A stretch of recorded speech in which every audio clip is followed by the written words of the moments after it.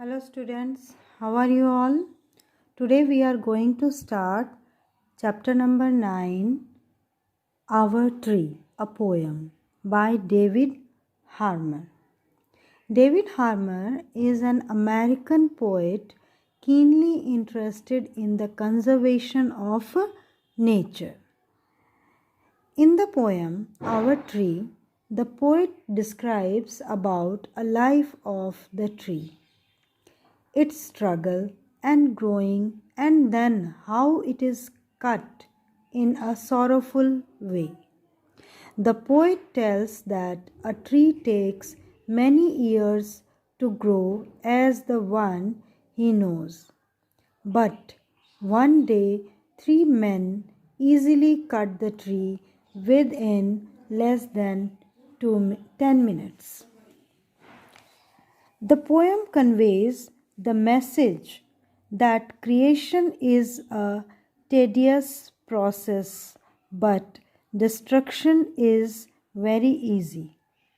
The growing of trees is a long and slow process. They take years to grow into youth. Men should not be callous and cut down the trees recklessly.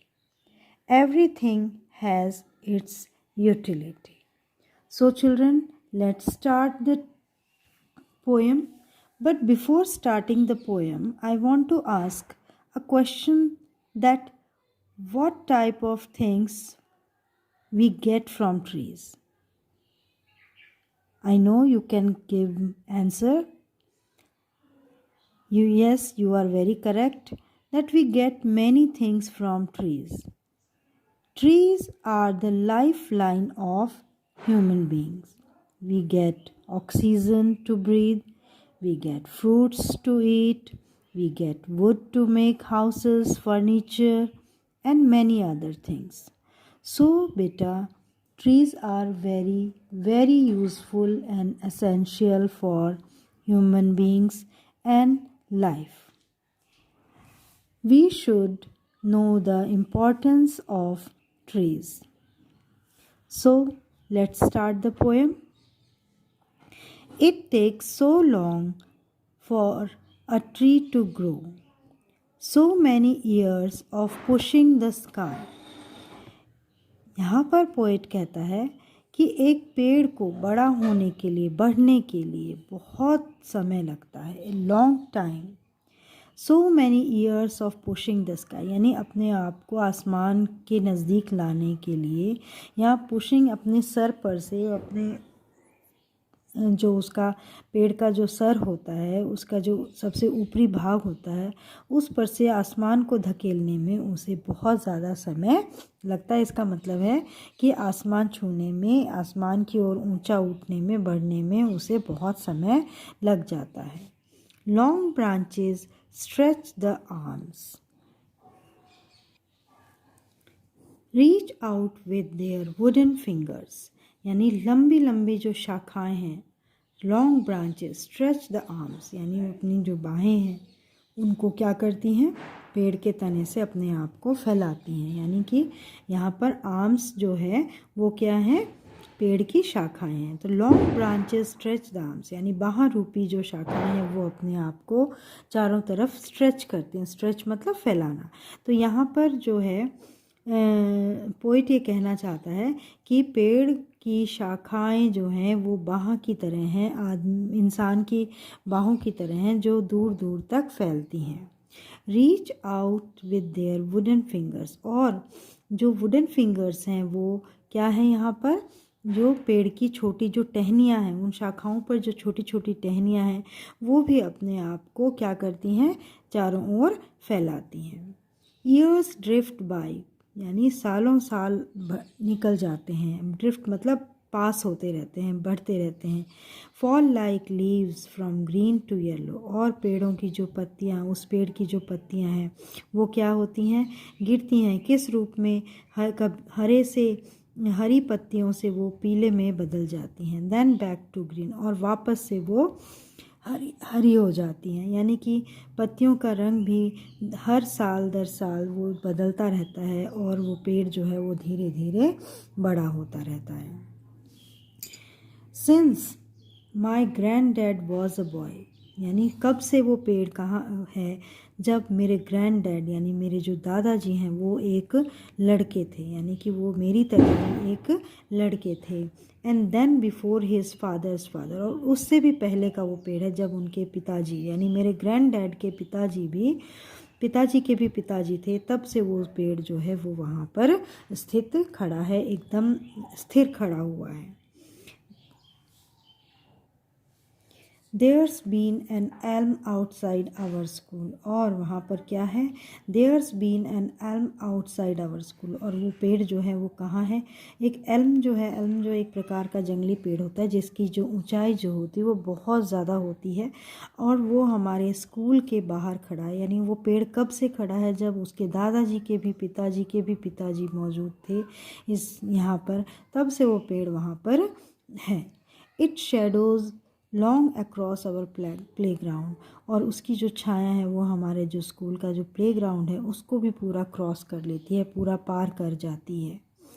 Today, लेकिन आज क्या एक घटना घटी, लेकिन आज क्या हुआ, today 3 men ripped it out, chopped it up, it took 10 minutes, और आज एक घटना घटी कि 3 आदमी जो थे उन्होंने क्या किया, उसे काट दिया, उखाड़ दिया, एंड चॉप्ड इट, और छोटे छोटे टुकड़ों में उसे काट दिया। इट टुक 10 minutes, लेकिन इतना ऐसा करते हुए उन्हें सिर्फ और सिर्फ कितना टाइम लगा, 10 मिनट लगे। यानी कि यहाँ पर कवि ये कहना चाहता है कि एक पेड़ या को बढ़ने में कई साल लग जाते हैं, सैकड़ों वर्ष लग जाते हैं बड़ा होने में, अपनी पूरी ऊंचाई पाने में, लेकिन हम इंसान क्या करते हैं, उस पेड़ को काटते हुए ये भी नहीं सोचते कि वो पेड़ कितने पक्षियों का बसेरा है, कितने लोगों को छाया देता है, फल देता है, लकड़ी देता है, और उसे काटने में हमें सिर्फ 10 मिनट लगते हैं। तो फर्स्ट ऑफ ऑल बेटा, if we want to save our world, save our earth, we should grow more and more trees. So before concluding this poem, I want to tell you that there are some figure of speech in this poem. First is metaphor. अब metaphor क्या होता है आपको मैं ये बताना चाहती हूँ कि a metaphor is a figure of speech that describes an object or an action in a way that is not literally true but helps explain an idea or make a comparison. They are used in poetry, literature, etc. Metaphor एक प्रकार का अलंकार होता है जिसमें किसी भी वस्तु को या किसी भी कार्य को इस तरीके से कंपेयर किया जाता है जो कि सच में नहीं होता है, ट्रू नहीं होता है, लेकिन हम उसे किसी चीज़ से, किसी दूसरी वस्तु से क्या करते हैं, उसकी तुलना करते हैं, जिससे हम उस अपने जो हम आइडिया देना चाहते हैं उसे हम एक्सप्लेन कर सकें। जैसे कुछ एग्जांपल है। First of all, love is a battlefield. This is a sentence कि प्यार जो है वो एक बैटलफील्ड होता है, यानी कि जहाँ पर युद्ध हो रहा होता है वो होता है, ठीक है ना। तो यहाँ पर लव जो है वो बैटलफील्ड नहीं है, बैटलफील्ड की तरह है, यहाँ पर हम कंपेयर कर रहे हैं। सेकंड एग्जांपल लेते हैं, आई एम अ लायन, मैं एक शेर हूँ। तो आई एम अ लायन, मैं शेर नहीं हूँ रियल में, लेकिन मैं अपने आप को शेर से कंपेयर कर रहा हूँ कि मैं शेर जैसा बहादुर हूँ, ठीक है। तो शी इज़ एन एंजल, वो एंजल है लेकिन वो एंजल की तरह है, ठीक है ना। तो यहाँ पर इस पोएम में 2 मेटाफर के एग्जाम्पल हैं। Long branches stretch the arms. अब यहाँ पर लॉन्ग ब्रांचेस, जो पेड़ की जो शाखाएं हैं, उसको किससे कंपेयर किया जा रहा है, आर्म से, इंसान की बाहों से। यहाँ पर दूसरा एग्जाम्पल है, reach out with their wooden fingers. अब यहाँ पर जो वुडन फिंगर्स क्या हैं, यहाँ पर स्मॉल ट्विग्स ऑफ ट्रीज हैं, तो यहाँ पर भी कंपैरिजन है। तो ये क्या है, एग्जाम मतलब कि जैसा नहीं बोला जा रहा है, डायरेक्ट बोला जा रहा है कि पेड़ की जो शाखाएं हैं वो बाहें हैं, पेड़ की जो टहनियाँ हैं वो वुडन फिंगर्स हैं। तो मतलब यहाँ पर सीधा कंपेयर किया जा रहा है, ठीक है ना।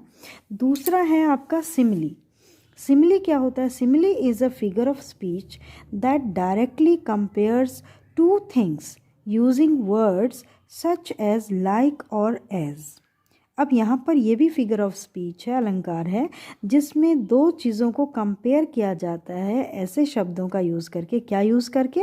लाइक और एज, ठीक है ना, लाइक और एज यूज़ करके किया जाता है। जैसे एक एग्जांपल लेते हैं, she is as innocent as an angel, यानी वो इनोसेंट है किसकी तरह?